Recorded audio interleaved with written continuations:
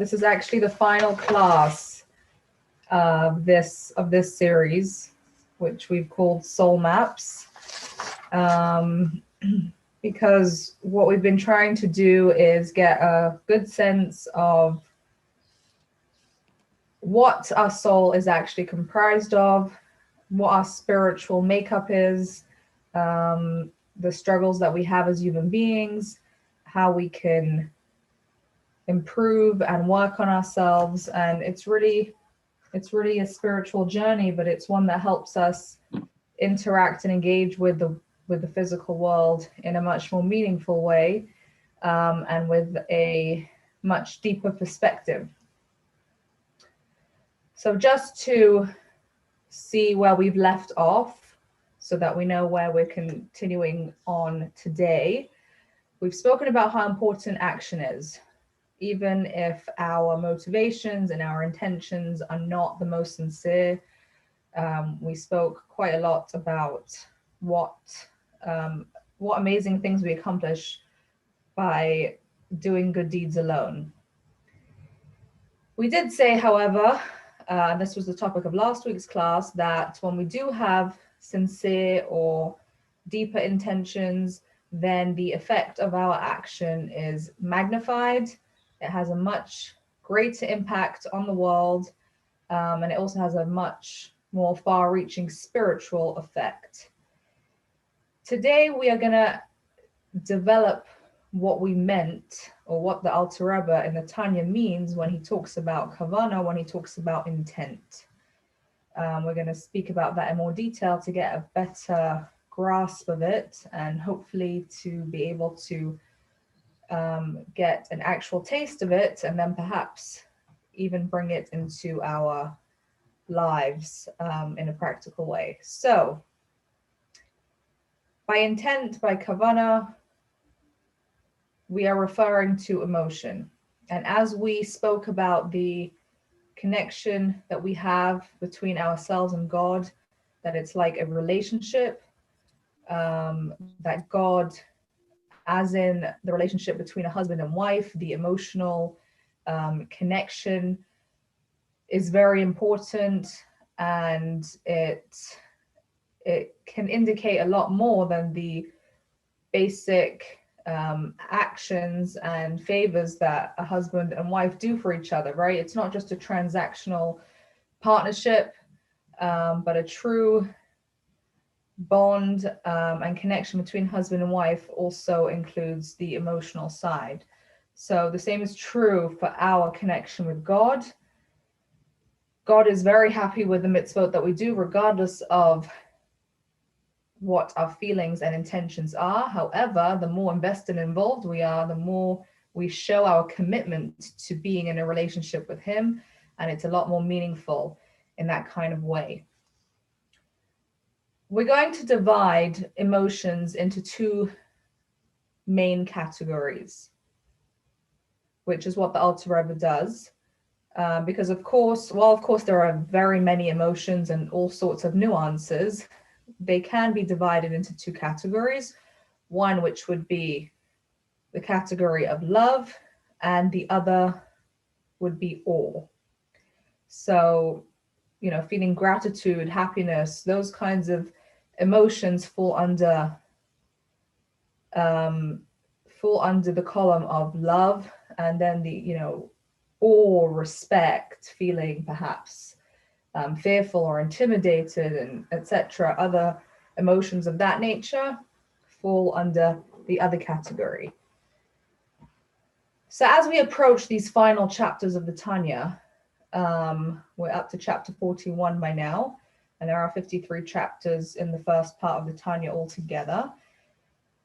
These last chapters really explore in quite great detail how we can develop a feeling of awe towards God and a feeling of love towards God. And there are very many different examples, very many different tools. Obviously, in one class, we will not be able to get down to the depth of each of the details. So we're going to draw some examples of from each category to give us an idea, to give us a starting point, so that we can get an understanding of the purpose of this section of the Tanya. Now, the main thrust of the Alter Rebbe's teaching as to how we can develop and generate feelings of love or awe for God relate to contemplation. Taking the time, setting aside a few moments or a longer stretch of time to really be able to think and contemplate certain ideas. And that is how we develop these types of emotions. So we're going to go back to where we started at the beginning of the Tanya, when we first discussed how our thoughts have the power to affect our behaviors. Okay, so we started on quite a basic, we started with quite a basic premise, which is that the mind can control our impulses, right? We don't say everything that we're thinking about. We don't do everything that we're thinking about. Our mind is able to filter and control the things that we say, the things that we do, how we behave.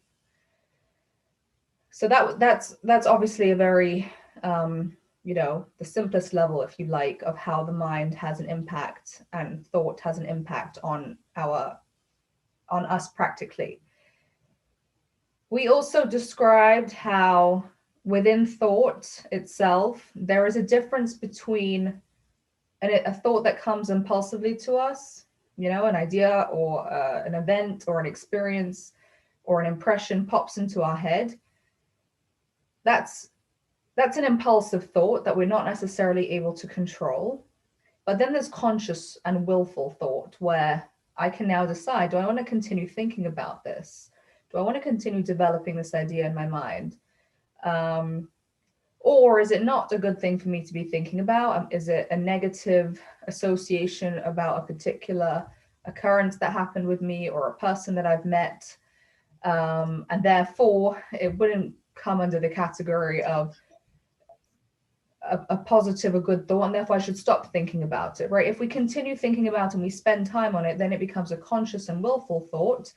And that's the type of thought that we are able to control, because we can, while it may be quite difficult, it's possible to stop thinking about something and to replace it by thinking about something else.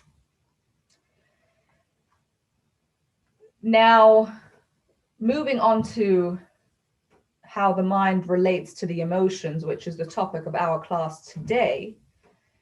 So we don't usually think about it like this, but usually we're not actively working on creating the emotions that we're feeling. Our mind and our thoughts are very powerful. And really, we can be very proactive about the feelings that we're having. And we do that by choosing what to think about and what to dwell on. And when we do this, then we can create whichever emotional internal environment we desire to create. So let's just take the example of happiness. I was listening recently to a talk by a wonderful psychologist by the name of Sarah Hannah Radcliffe. She has experience mentoring and helping many different types of people, specifically in different types of family relationships, at all ages and stages. And she was talking about happiness. And she said, in our day-to-day lives, there are things that happen to us that make us feel happy without too much effort, right? Hopefully there are good things happening to us. And here and there we'll have different, we woke up this morning and it was a lot warmer than it's been. I'm sure that made a lot of us feel much happier without too much effort. If you've had a good day, if your child did something nice for you, or you've heard about a success in something you've been working on, whatever it is, these are all things that can, just make us feel happy because they've happened to us. But if we want to be able to have a sustained, positive, upbeat demeanor, that doesn't just happen to us, because obviously the human experience and life as we know it, unfortunately, is not just a steady incline of accomplishment and joy and wonderful things, but there are ups and downs, and there are things that don't go the way we'd like them to, and there are real serious problems that people face. So if we want to be able to be in this state of happiness all the time, or as much of the time as possible, that takes a lot more concerted, determined effort. And we're going to have to do something or many things in order to be able to maintain that general happy attitude. So it all depends on how proactive we decide to be. Because I'm sure we all know this, but when we start to feel a certain way, it doesn't come in a vacuum.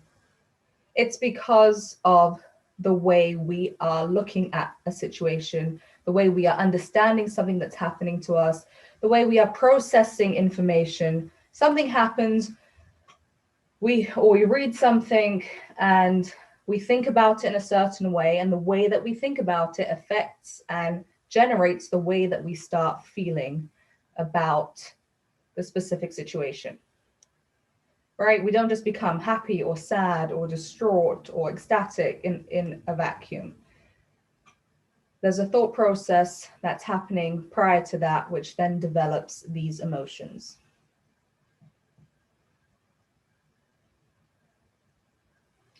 If we're looking to create powerful emotions and to sustain these kinds of emotions, we need to take the time to concentrate on certain thoughts and ideas in order to generate those feelings. So let's look at the two categories that we designated before, the categories of love and awe, okay? Love is referring to being drawn towards something. And awe is connected to being drawn away from something, right? You take a step back. It's related and associated with feeling a certain respect towards a situation or an individual. So we're going to start with awe, because that's the way that the Alter Rebbe starts in his talk about the emotions. And in the Hebrew, the word would actually be yirah, which is more commonly translated as fear of God, right? And we've all heard of the concept and of it being discussed, fear of God, fear of heaven. And that can sound very negative.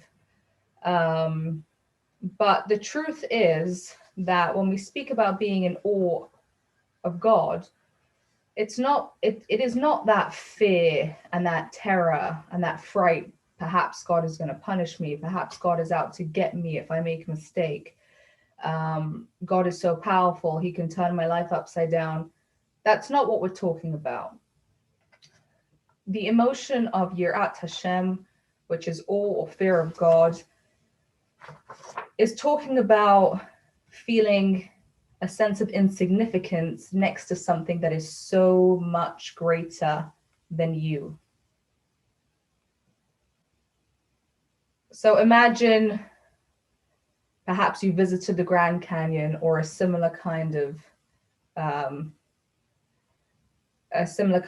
natural site. The feeling of awe, it's breathtaking. You feel so insignificant next to this yawning, gigantic, unbelievable sight of the canyon. That it's more that kind of feeling of awe that we're talking about. I remember going on a family vacation with my parents and siblings about 10 years ago. In the Swiss Alps, we were traveling to Arosa. So we had landed in Zurich, and then we had to take a train. I can't remember the city or the village that the train came to. And then from there, we had to take another train to get up the mountain. So the first train we took, while the scenery was breathtaking, it was a regular train. The second train was more quaint. And at one point, we drove across a track which was completely suspended over a valley.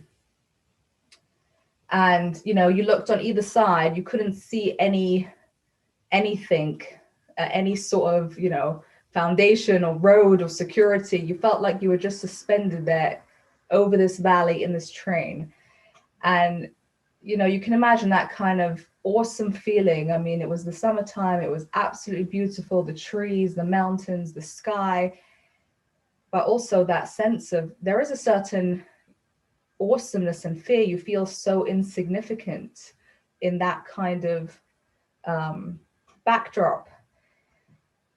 So when we're talking about Yirat Hashem and being in awe or fear of God, it's also that sense and that feeling of God is this infinite being who is so far beyond us. Compared to him, we are so insignificant. I mean, if you think about being in the presence of somebody extremely great, if Einstein would be in the room, how might you feel relative to him? Quite small and insignificant. You would be very careful about the things that you said, about the things that you did, because you wouldn't want to do anything that looks unintelligent. Or perhaps you have a jeweler friend and imagine that he or she showed you a specific, exquisite, extremely expensive diamond and gave the opportunity to examine it and admire it. The way that you would feel when you would take hold of that extremely expensive stone, you would be afraid to ruin it. You would handle it very carefully, and it would feel very awe-inspiring to actually be able to hold and examine it. So this is the Jewish idea of Yirat Hashem, of fear of God. Not the idea of a God who punishes, a God who takes revenge on people. That's not the Jewish idea. That is something you commonly hear in other religions, and when it's focused upon, it's really quite a primitive sense of fear, and it's not what the Alter Rebbe is talking about. So we're not talking about something that is unpleasant or negative or something that pulls you down. It's a completely different type of feeling. So how do we get to this type of feeling, right? It's not something we don't wake up in the morning and immediately sense God's awesomeness and how he's the creator of the world and we're these tiny beings. I mean, it's not something that is just part of our part of the things that we relate to. So the Alter Rebbe gives us a contemplation in the book of the Tanya to help us work towards developing this kind of sense of reverence and awe for God. What we're going to do in order to be able to get a feeling and an understanding of how these contemplations work in the Tanya, I'm going to share with you the text where the Alter Rebbe describes it. But there is going to be a few stages, because first of all, obviously, we just have to read through it to see what it says. And we're going to have to develop and understand some of the ideas, because the Alter Rebbe, is relatively concise in the way that he expresses it. So once we've read it and then we've understood the ideas a bit more deeply, that's still not a contemplation. Contemplation then becomes the point where you actually sit down and, having learned and understood the idea, you then start to think about it and apply it to your own experience. And then once you start to do that, then the feeling of awe of God can start to develop. So it's obviously work. You know, we're not just going to read something and the light's going to switch on. That's not how contemplation works. And the more frequently a person engages in this kind of exercise, even if it's 5 minutes a day or every few days, it trains you to think a certain way, and it develops your emotions in a certain way. It can heighten our sensitivity. So let's try this out. Okay, this could be very new to some of you, this kind of exercise, but let's try it and you'll see how you feel about it. Okay, so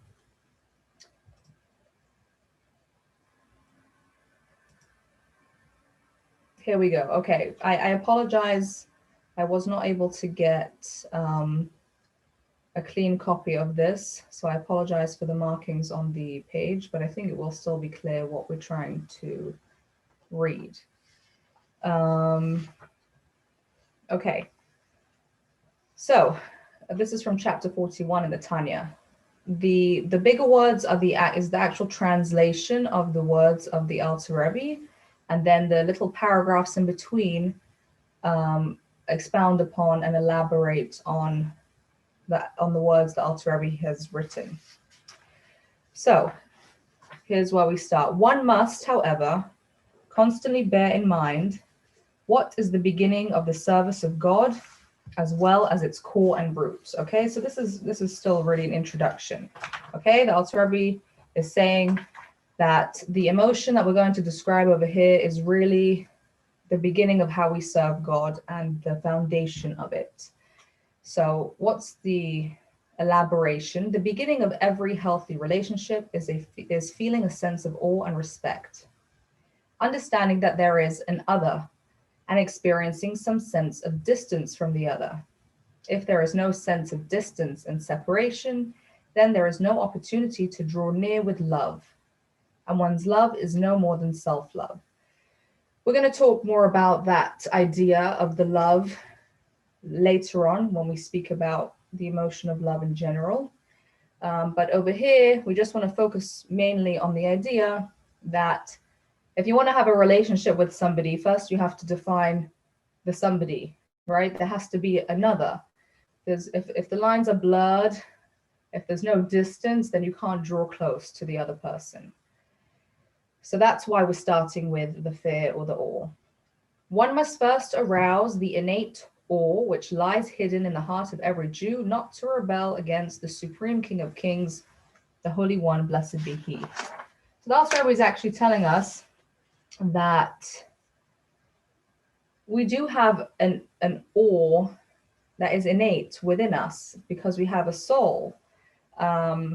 The trouble is that usually it's hidden and it's very subconscious, and we want to try and access that. So let's move on to the next column. These words serve as a means of introduction. The contemplation we are about to engage in is one regarding fear of God, and it is meant to move us to act appropriately. So how do we try and generate a sense of awe, even intellectually, before it necessarily comes into our actual emotions? This means that he should at least contemplate in his mind. Okay, you should at the very least contemplate this in your mind, even if you cannot move your heart. Okay, we shouldn't get caught up in worrying or feeling that this is beyond me. It's not possible for me to be moved to actually feel a sense of awe in my heart and insignificance next to God in a real emotional fashion. That's fine if we feel that way. The Alter Rebbe's path and approach is start with thinking about it. Even if you cannot get it to trickle down and move your heart, there is still an accomplishment and a certain intellectual kind of emotion that does get aroused in the mind. So even if you won't get to feeling it so tangibly in your heart, it's still worthwhile to think about it. We cannot always generate the same feeling with a particular thought, right? Yes, we're human beings. Sometimes we're moved by certain things. Sometimes, depending on our, how we're feeling, we might not be moved at all. It could be a very similar situation, which one time will have a deep impact on us, another time won't affect us very much. And that's actually the reason why, as you see, it says, and that is why we need many different contemplations, for different contemplations are effective at different times. So again, while we're going to be using just one example of the or, but the Alter Rebbe does offer more, because we can't, as human beings who, we change very often, especially emotionally, we can be quite turbulent. So the same contemplation is not going to necessarily work for us every single time.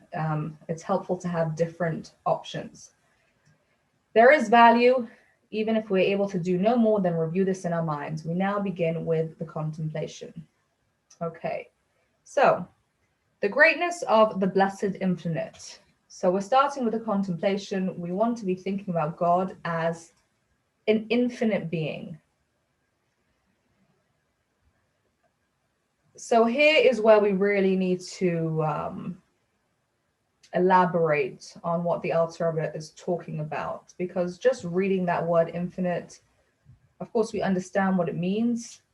We know that God is infinite and unlimited. He's the creator, but that remains very academic and is not very much, doesn't have very much power, that one word, to really move us. So we have to be able to stop and think about that idea in a much deeper way. So I'm going to just use one example. If we just stop for a moment and each one of us is sitting in a room, just think about how much space there is, how large is the room, how much space are you taking up relative to the rest of the room. Okay, so even if you're in a relatively small room, you're still taking up a much smaller part of that room. Now let's expand that and magnify that. How much space are you taking up relative to the house that you're in right now? And let's move even further. How significant are you relative to the entire block, to the entire neighborhood, or the entire city? So as we're going through this thought process, you're obviously going to start losing the ability to really articulate how much space you're taking up relative to the area that I'm describing. Okay, it's much easier for you to feel your sense of self relative to the room or the home that you are in, but relative to the neighborhood or the city becomes even harder. Expand that to the state that you're in. Let's go beyond the state, the country, and even further. How much space do you take up relative to the planet? And then, of course, the planet is not the be-all and end-all. The planet is within the solar system and the galaxy. Now, at this point, if you're thinking from that point of view, if you would be out in outer space looking back through all those different hoops that I just described, back to where you are on the chair or whatever you're sitting, the couch that you're sitting on, I don't even know if you would be able to find yourself.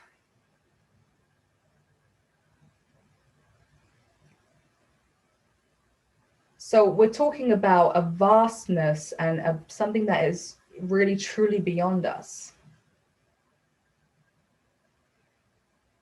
But we have to realize that even though we might not even be a pinprick compared to the galaxy, we're still within the realm of dimension, of certain space, of time. When we're talking about ourselves relative to God, God is outside and beyond all of that and unlimited by any of the dimensions and any of the measurements of all of those things that we have just described. So we really need to take ourselves through this kind of process. And I think when we start to think about this, and the more deeply and in detail we think about this, the more we come to understand that the distance and the insignificance of ourselves before God is just beyond anything that we can even understand or take hold of in any kind of way.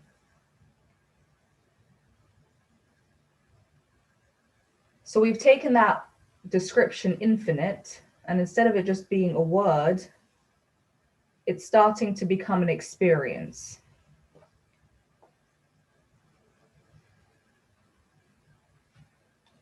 Now the next line is actually missing from the slide, but it's just 3 words.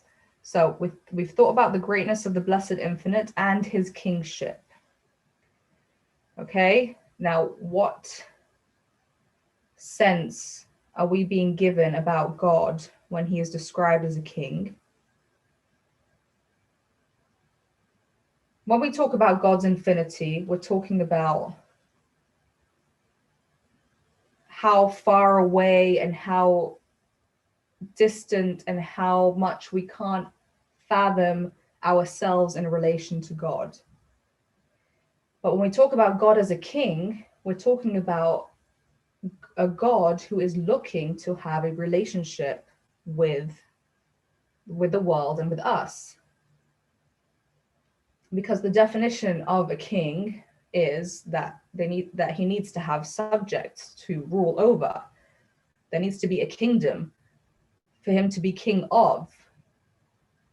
You cannot have a king without a country. You cannot have a king on his own in a vacuum.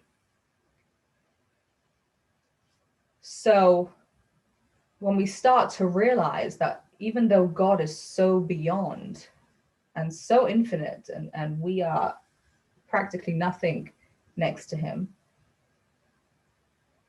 but he actually desires to have a relationship with us. He decided and he created us and the world in a way that what we do is significant and very significant to him.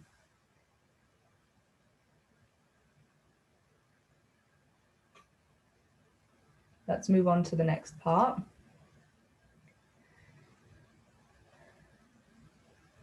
Which extends to all worlds, both higher and lower. Because God desires us, this is the explanation, all worlds higher and lower unfold for the purpose of this relationship. All of existence is one huge stage set for the relationship that God desires to have with us. So we're recognizing that God has created many worlds. These are spiritual realms in order to enable this physical world to come into existence. We've spoken about this before, and we're not able to go into it in depth right now because of time limitations, but hopefully we'll have a chance to revisit another time. But this physical world from such an infinite God was not able to come into existence unless God created a series of higher spiritual worlds, gradually leading to this one. And if we think about the lofty spiritual existence and atmosphere in those worlds, the creatures that exist in those worlds, the souls, the angels, the souls of the righteous, yet he leaves aside the creatures of the high worlds and the creatures of the lower worlds and uniquely bestows his kingship upon his people Israel in general. So we have all these tremendously spiritual beings that exist, but that's not who God decided he wants to spend time with. God has put all of this aside. He created it because he needed it, but that's not what he's looking for. That's not what he's looking at. He's put it all aside and said, I want to be king over you. I want this relationship with you. And this is in general over the world. Okay, within this vast stage set, which is the universe, God selected Abraham and his descendants as the focal point of his relationship, assigning the Jewish people the role of serving as a light unto the nations to transmit his message to all of humanity. God would like the world and all the people in it to be uplifted and elevated to a level of godliness and spiritual perfection. And God has made us the teachers and the carriers of this message for all of mankind.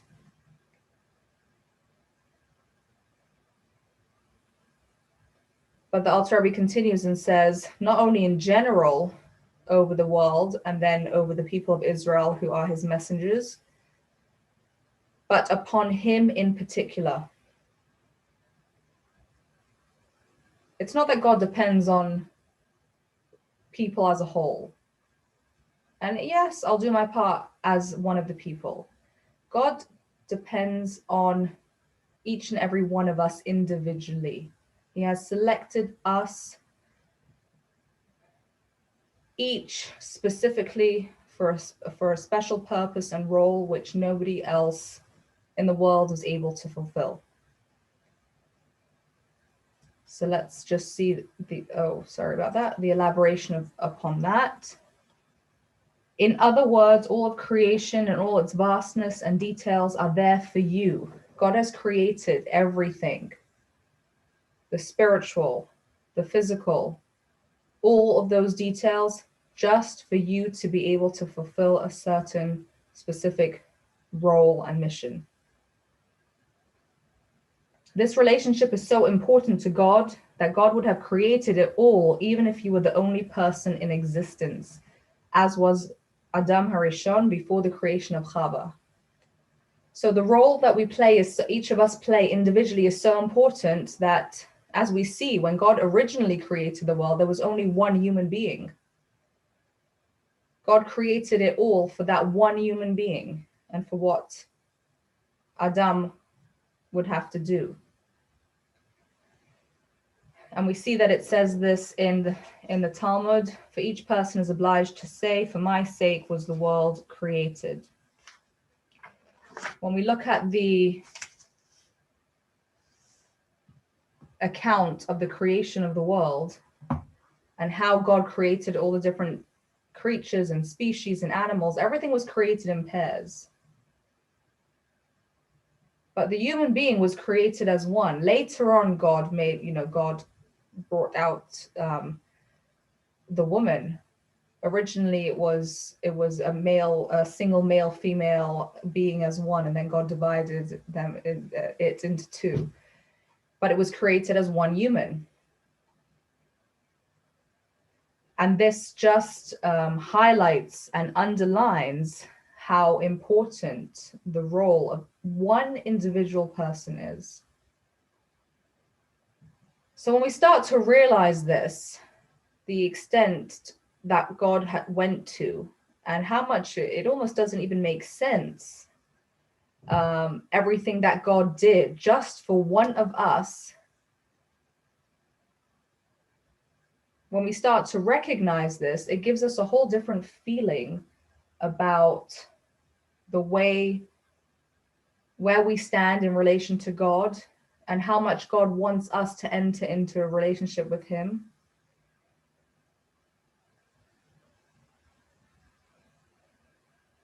Let's just finish this section of the contemplation, okay? So, and he, for his part, I'm in the second column over here of this slide. I'm just going to read the translation of the words of the Alter Rebbe, because I want to be able to get through the other part of the class as well. And he, for his part, accepts his kingship upon himself, that he be king over him, to serve him and do his will in all kinds of work of service. And behold, God himself stands over him, yet at the same time, the whole world is full with his glory, and he scrutinizes him and searches his inner parts and his heart to see if he is serving him as is fitting. Therefore, he must serve in his presence with awe, like one standing before a king. So this end part is talking about how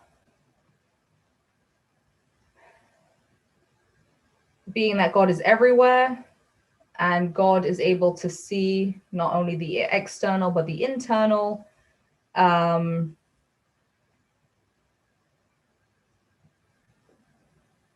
We recognize that everything that we're doing is seen by God, and plays a part in our relationship with him. So, as I said before, I began reading this. There's a few parts. There's reading it, there's understanding the ideas, and then there's actually sitting and thinking and visualizing, and seeing yourself in that picture, which we need to spend time on in our minds. That can then start to develop, first of all, even a greater intellectual appreciation, which is already a big step. And then obviously, if we can also transfer that to and have that impact the way that we're feeling, that is even better. So this is really, I just want to point out, the Alter Rebbe, as the founder of Chabad Hasidism. Chabad stands for Chokhmah, Bina, and Dat, the intellectual segment of the human faculties, because really the whole approach of the Alter Rebbe is that we use our intellect and our minds to learn and understand and contemplate on ideas that can affect the way that we feel. And obviously, when it affects the way we feel, it makes it much easier for us to then have our behavior follow along the way that we're feeling. You know, when we do have that sense of awe, that sense of insignificance, that realization that God is there all the time, and what I'm doing is so important, then I'm much more careful about everything that I'm doing. We can even think about it on a very human level. When we know that somebody is watching us, we're much more aware of how we're behaving and what we're doing than if we're alone. So if you came home from being out and you were hot and you came inside, might you open the door of the fridge and take a bottle and drink right from the bottle? Or eat from the tub, the container that's in the fridge, without putting it in a bowl first? You might do that. But if somebody else was with you, you'd think twice and be a lot more careful, and make sure you poured it for yourself and put the salad or whatever into a bowl and sat down with a fork. You wouldn't stand next to the fridge and eat. So, and that's just from another human being who could be on equal level to you, not necessarily somebody great or special or particularly awe-inspiring. So again, how much more so with God, as we described just before. Now, there are obviously different levels. You start with the basic level of awe and insignificance, and you can, there are greater and higher levels, which the Alter Rebbe does explain at greater length in the Tanya, but as I mentioned, we will not be going through all of it just due to time constraints. So I hope this has given you somewhat of a sense or an idea of how it's possible to utilize contemplation to move ourselves into feeling a certain way. And as we spoke quite a number of classes back, when we're trying to refine ourselves and improve our behaviors. So while we can definitely control ourselves, because our mind is able to control our impulses, in order to maintain a level of this elevated or more refined way of behaving and of being, it's very important to deal with being able to generate these kinds of thoughts and associations, because it makes it much easier to sustain those more refined and elevated behaviors. Because then it's more, the behaviors are more in tandem with the way that we're feeling and the way that we're viewing things, rather than our behaviors being a constant struggle and battle with what we're feeling and how we are thinking. Before I move on to the love, I just want to give a chance to ask if there are any questions, or if anybody would like to make any comments at this point. I know it's a lot of ideas, and quite, some of them quite a lot to absorb, but if you'd like to say something or ask for clarification or any other question, please chime in. Sarah? Yes. So earlier on, you briefly touched down on a sense of positivity, a positive outlook that we should maintain. Could you kind of expand on that a little bit? How we can, with the help of Judaism, certain elements in it that can help us stay positive despite potential hardships that we may endure. So again, the formula, the basic formula is the same, in that it depends a lot on how we're going to be looking at and understanding a situation.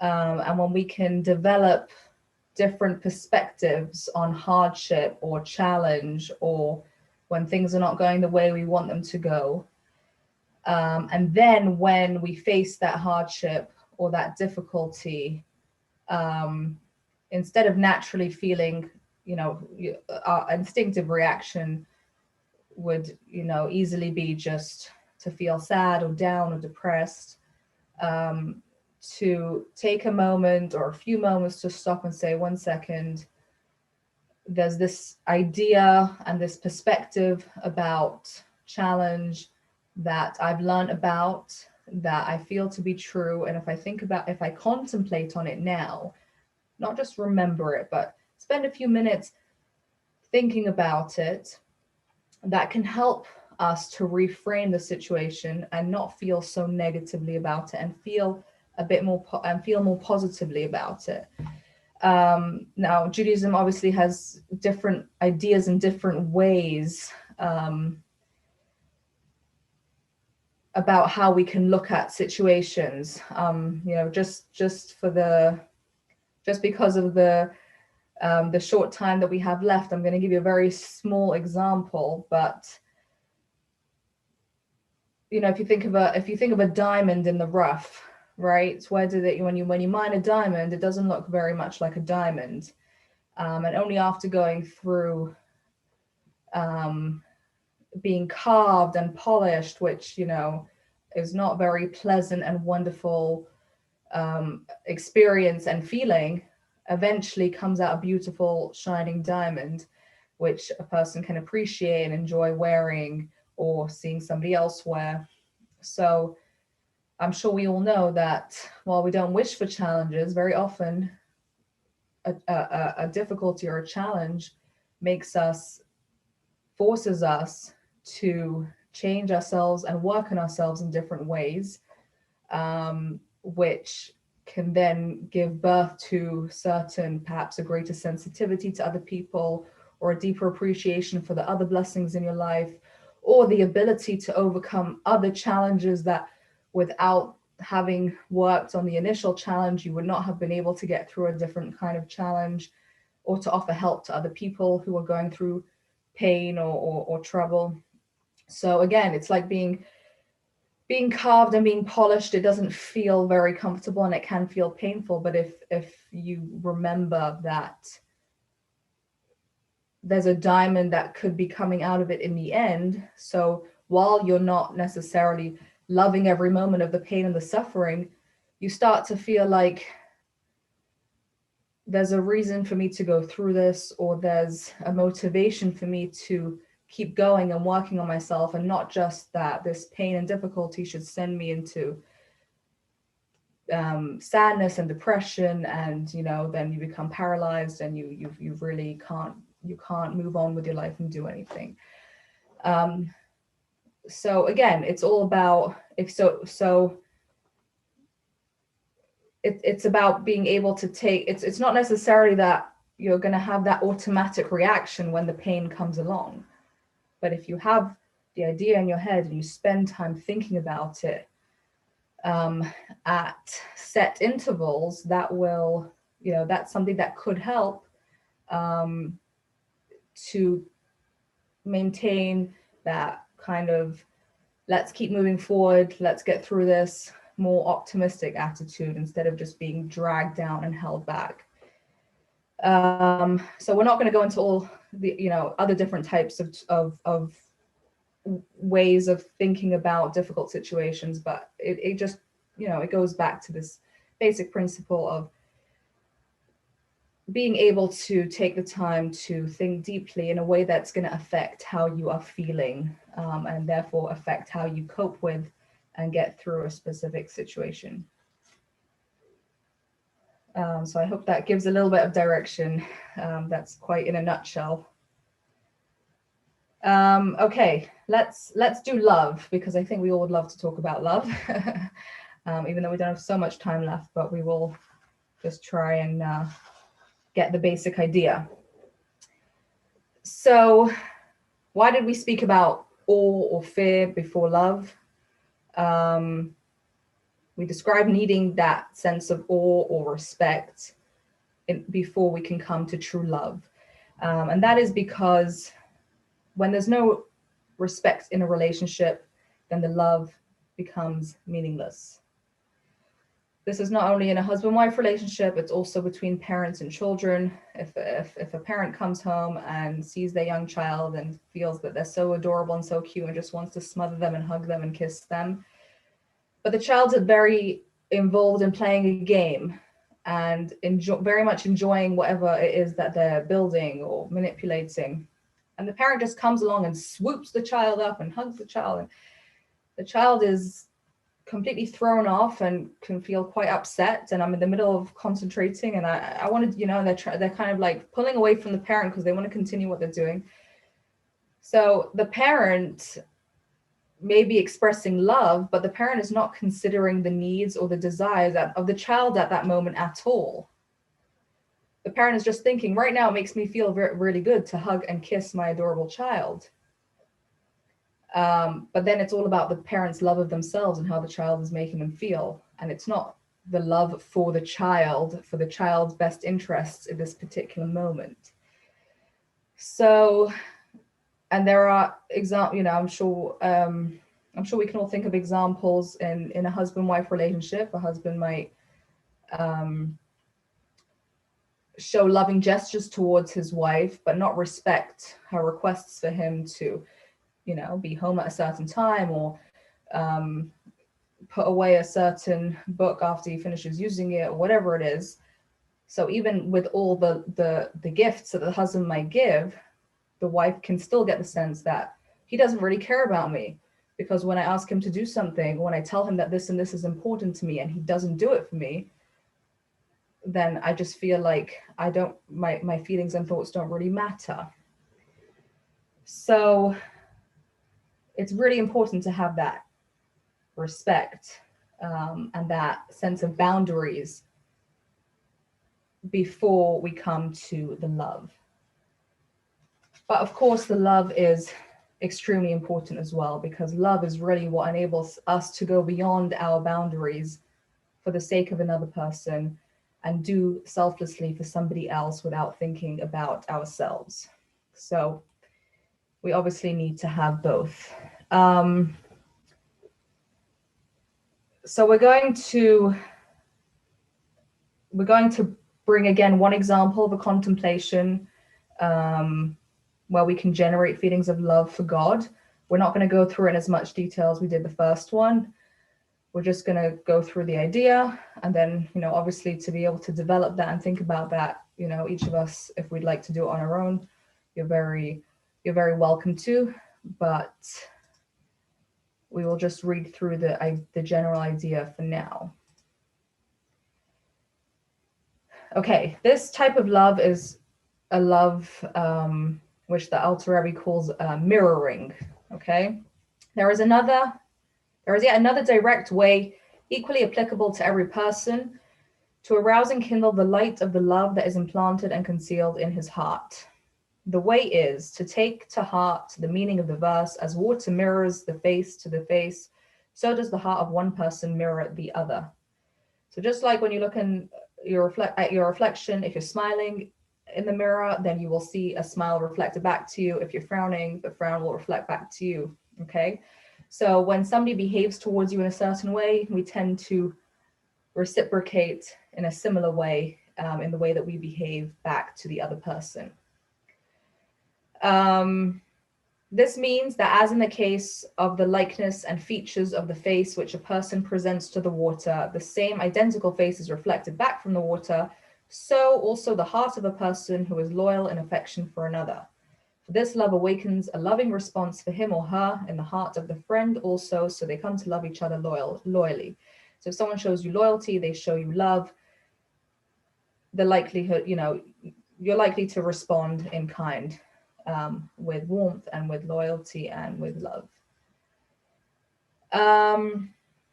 Such is the common nature in the character of every person, even when they, the lover and beloved, are equal in status. So if we have two people of equal status on equal footing and they show certain emotions one to the other, it's natural for the other to reciprocate in kind. How much more so if a great and mighty king shows his great and intense love for a commoner who is despised and lowly among men, a disgraceful creature cast on the dunghill. You'll see that this is written in more old-fashioned terms, but we'll be able to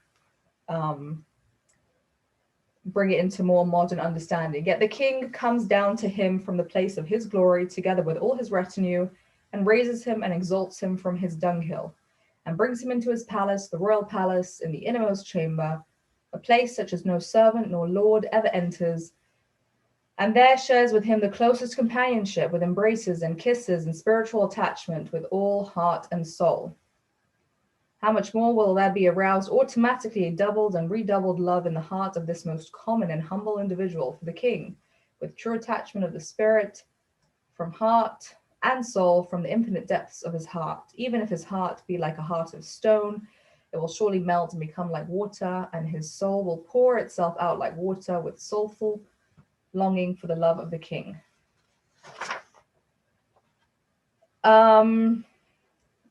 So here the Alter Rebbe is giving us again an analogy to help us think about it in more tangible terms. If we then take this idea of mirroring, but instead of it being between two equals, we think about a king who with his entire retinue approaches a pauper who is in a miserable state, hasn't had a good day in his life, feels like there's no hope for the future, and perhaps life's not even worth living. And you can imagine the environment in which this pauper is keeping himself. But the king nonetheless comes all the way from his elaborate and elegant, rich palace to all the way to the slum where this pauper is finding himself. He reaches towards the pauper, brings him back to the palace, raises him up, creates a very close connection with him.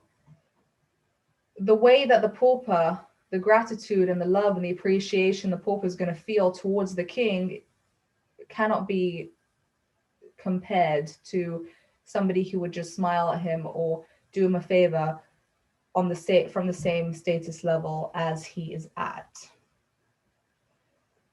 And the reason why the Alter Rebbe gives this description is because it's a metaphor for what happens to our souls Our souls originally live in a veritable spiritual palace. Godliness, holiness, loftiness, absolute spiritual bliss. There's no challenges, no pain, no physical restrictions. And then God sends this soul. The soul comes down into a dung heap. That's the way the soul sees it. I mean, the body is physical. The body needs to do all these things that animals need to do, to eat and to sleep and to enjoy itself. The soul doesn't know how to relate to any of this. Feels completely trapped and completely removed from that spiritual place that it came from. And so distant from God and so hopeless and so helpless. But what does God do? God as the king then comes to the soul and says, look, I'm giving you the Torah, I'm giving you Mitzvot, I'm giving you a spiritual path through which you can elevate yourself within this physical existence, within and together with this body. And the soul starts to then be able to extricate itself and find a way and find a path to be able to reconnect to that spiritual reality and experience that it was used to before it came down into this world. And when a person performs a mitzvah or studies Torah, it's like the soul is embracing God and God is embracing the soul. So when we think about perhaps an experience that we've had with somebody, or even not with somebody, but a certain good fortune that came our way that we weren't expecting, that we felt undeserving of, the appreciation that we feel and the gratitude that we feel for that is far beyond what we feel when we receive something that we think we deserve. And this is, again, the way in which God is behaving towards us, right? The blessings that he gives us, the kindness that he does towards us, when we recognize who it's coming from and how it's coming towards us, it magnifies and elevates the feelings of gratitude that we feel towards God and the way that we can feel more drawn towards him.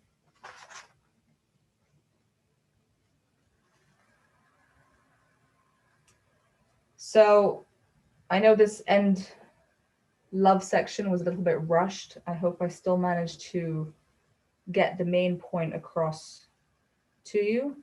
If there's any questions, then I'm happy to, or you want me to elaborate a bit more, I'm happy to do so right after I conclude this class, which I'm going to do right now.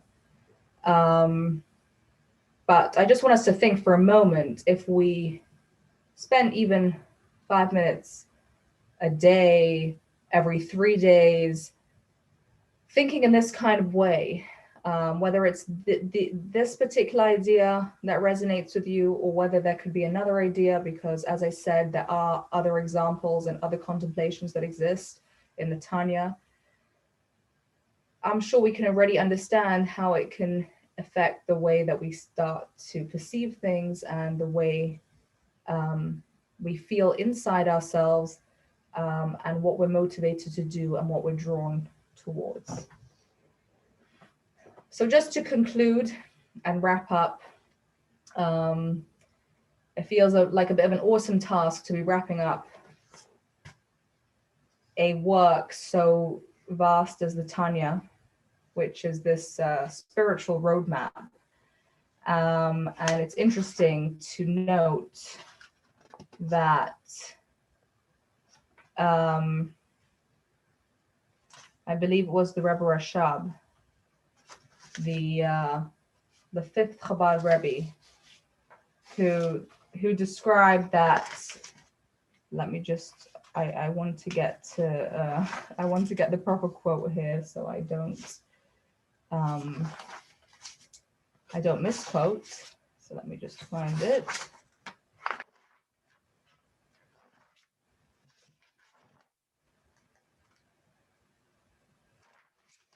He described the human being's understanding of the Tanya like that of a goat understanding the moon, which means to say that even if we would have had the time and the leisure to be able to go through every single chapter and every single word, we would have probably just scraped the surface of what the Tanya has to offer and to teach and the direction it can give us. And Tanya is something that is studied by people and then studied again and restudied and taught and learned in a deeper and deeper fashion. So I hope that at the very least over this, over these weeks of learning this course, I've managed to give you some understanding of some of the ideas that exist in the Tanya, and an appreciation that the Tanya does have something to offer everyone. Obviously, there are different things that will resonate with different people, but it does have very strong tools to enable us to understand ourselves, to refine and uplift ourselves, and also to have a real tremendous positive impact on the world around us. These classes that I've been giving, we do have a YouTube channel. I'll send you the link if you'd like to review them, watch them again. Please feel very welcome to do so. Also on chabad.org, you can put in the search bar Tanya. They have lots of resources for studying the Tanya in different kinds of ways, summaries, more in-depth with video, different, so if you want to look for different mediums, that's another way that you could look at it if you are so interested. But just some key points that I'd like us to remember as we finish this class, this course. We discovered that we're made up of two souls, the godly soul, the animal soul. We might think that our animal soul and our physical impulses and temptations are there to stop us and pull us down and make things challenging for us. But the Tanya teaches us that God, he created everything because he wants a dwelling place in this world. He's not looking for spiritual beings to be more spiritual. He wants us as physical humans to have an impact on ourselves, first of all, and also on the world around us. So the fact that we're physical beings, the fact that we have struggles, the fact that we have temptations, working through these and using these in the right kind of way is really the means through which we are inviting God into this world.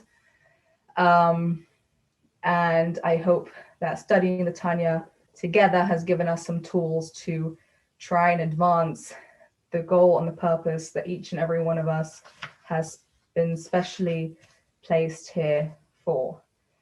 So thank you for joining me on this journey. I'm going to end the live stream and the formal segment.